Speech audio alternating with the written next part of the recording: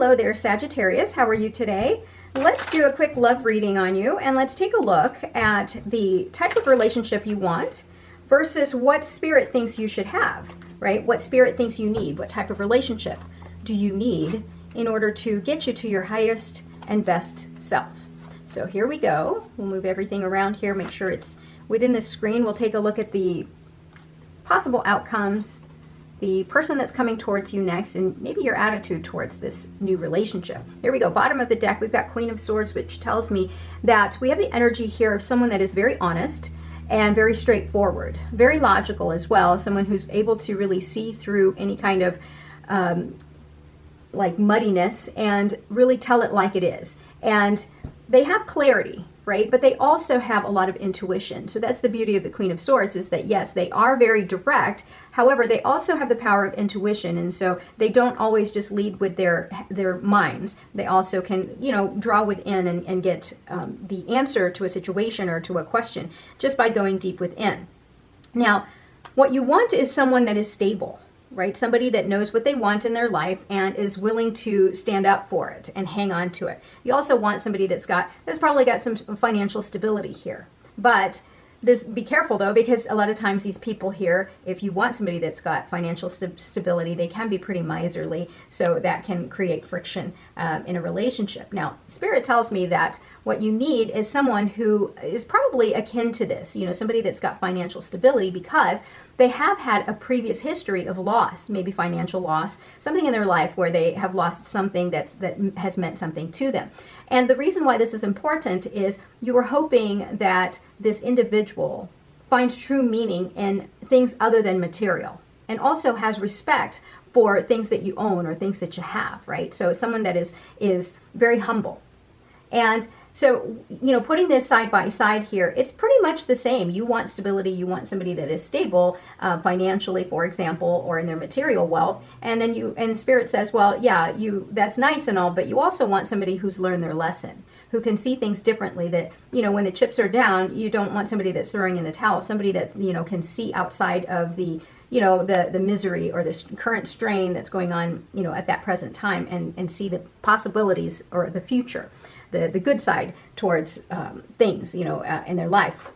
You are generally a pretty positive person, Sagittarius, so it's hard for you to be around somebody that's always negative. Now, in the recent past, you've had to deal with balance and moderation, and also learning to trust your faith in the divine, and trusting that the divine has something very important for you in the near future here, so that they're cooking up something better for you in the near future. So that's kind of what has driven you to really realize that you want stability, you know, in your life. Now, what's coming towards you here is someone who perhaps has dealt with this loss, right, and has learned their lesson and has moved on. Someone who has identified the things that no longer serve them, and is willing to leave that behind because they know that there's something better around the corner, right? So that kind of goes hand in hand. Again, someone that is mature, someone that is able to, you know, handle grief and loss. Know that that can't be something that you can live with for the rest of your life. You need to move forward. You can't stay in that state of negativity. Now, overall, what you see relationships are, or should be, is the Page of Wands, which is that young enthusiasm, the curiosity, something that's got full of energy and vibrancy. You know, it's something that makes you excited, and you certainly don't want to just be sitting around on the couch. You know, that's not you. You want to go out and be adventurous and see things and be free-spirited. That's what you want. And that's essentially the energy of the Page of Wands, is, you know, that free spirit, that adventurous, enthusiastic, curious type of energy. Now, down below, down here in your subconscious, you know that you need to make your mind up about something. There's a choice here that you need to address. And maybe that has to do with balancing out your need for this adventure, this young energy, and balancing that out with this stability, right? You know, I think there's a part of you that thinks that if you obtain this stable relationship, this stability, that you will, you know, end up with a stale kind of relationship, something that's just kind of like blah, right? You know, unadventurous and very boring. I think there's a part of you that's kind of contending with that decision, like, well, if I settle down, is that going to make me boring? Is everything going to just be kind of blah in my life? So that's the message that I'm getting here.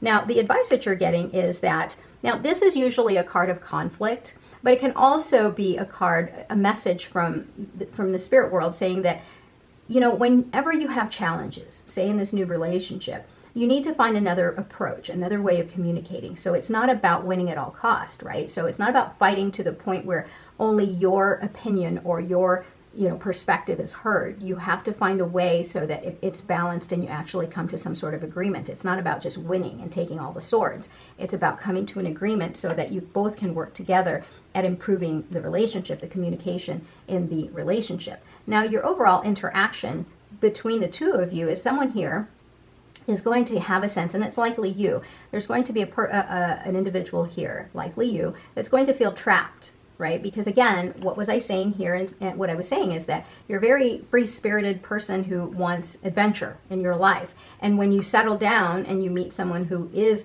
very grounded, they may not want the same adventures and the same excitement and enthusiasm that you want, right? They may want to sit at home. They may want, you know, to be a little bit more measured and controlled.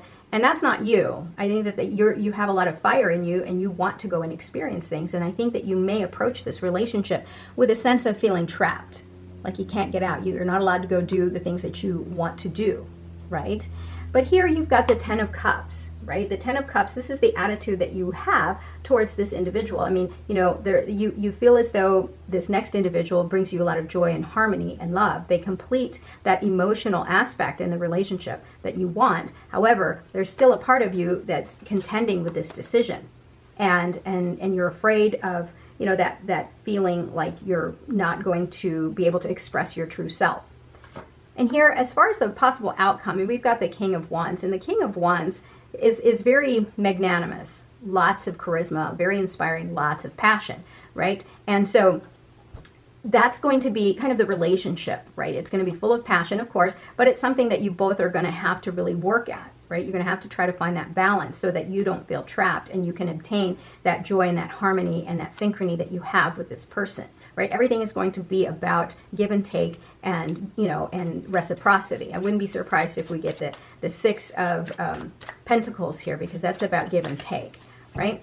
So we've got here the Nine of Swords, which tells me that in the possible outcome here, we've got someone that's going to have a lot of fear and anxiety and stress over the current situation, and maybe you guys aren't seeing eye to eye with regards to how to manage this relationship. One of you may want to go out and be free-spirited, and the other one may want to just sit around and do less adventurous things. But there's quite a bit of love that's coming your way. But again, there's an energy here of someone that is very much in anguish and fear and stressed. But see, you've got the energy, another ace here. You've got new beginnings here and new opportunities that are coming your way. And these are very powerful cards. New love, new clarity, new ideas, new ways of communicating, new ways of approaching things. So this is actually very good for you because this signals that you have this opportunity. The doors are open and you can walk through it and you can really take advantage of these two energies here.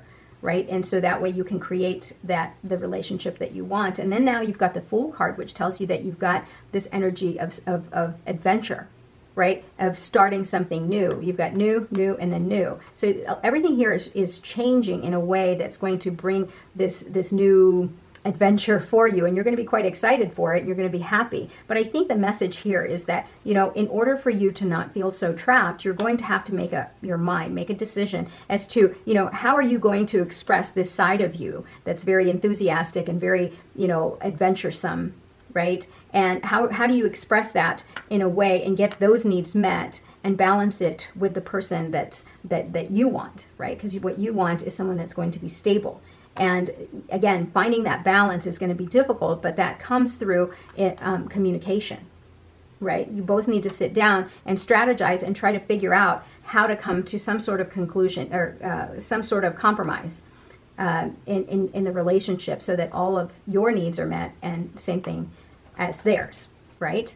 Again, you want to move away from the point of turbulence, you know, that time in your life that's brought you all this anxiety, stress, fear. You want to move away from that. You want to go towards the more calmer shore here, the calmer waters that you've got here. So overall, your goal here is you want stability, obviously, in your life. You want less rocky waters, but understand that you're going to have to make a decision here on how to balance that out, right? You can't have both ways where you're constantly, you know, all over the place trying to find adventures and things like that, but then on the flip side, you know, want that grounded, very stable life. Yeah, Queen of Wands, you know, again, this is a fire energy. So this is an individual that's going to come towards you that is going to complement you. And both of you are going to be fiery people. So just be aware that, you know, you may have some conflicts and different ideas, and how you approach them is going to be really the answer as to how you're going to be able to continue the relationship, right? Because you're going to be needing to find a way to communicate and express your needs to one another without it being so fiery, right?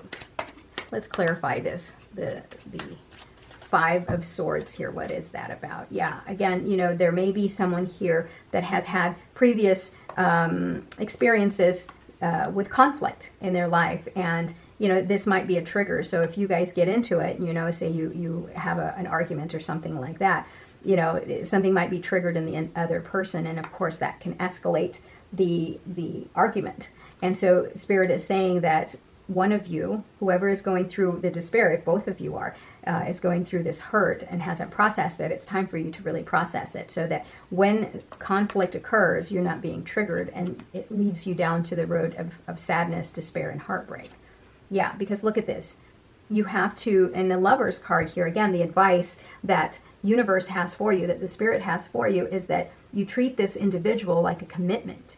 Right? That this isn't just some fleeting affair. This is someone that you're going to see eye to eye. This is someone that you actually are going to connect with, and that you're going to have a deep commitment with. And so when you come across an individual like this, they are more than worth the time to learn how to communicate, and also to learn how to process unmet needs. Right? So anyway, so that is what's going on thus far for you, Sagittarius. If you have any questions, let me know. Thank you so much for being here. I love you. I'll talk to you soon. Bye-bye.